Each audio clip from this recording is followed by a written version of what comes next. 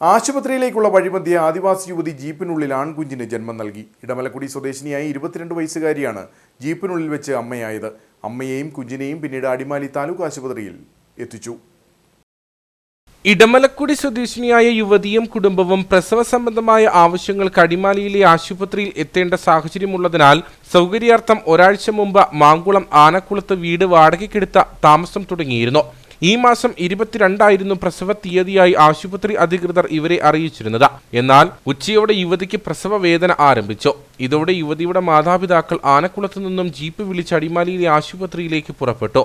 എന്നാൽ വാഹനം വിരിവാറ ഭാഗത്തെത്തിയതോടെ യുവതിക്ക് പ്രസവ വേദന കലശലാകുകയും 2 മണിയോടെ യുവതി ജീപ്പിനുള്ളിൽ വെച്ച് ആൺകുഞ്ഞിന് ജന്മം നൽകുകയും ചെയ്തു. വാഹനത്തിലുണ്ടായിരുന്ന യുവതിയുടെ മാതാവ് പ്രസവ ശുശ്രൂഷകൾ നടത്തി.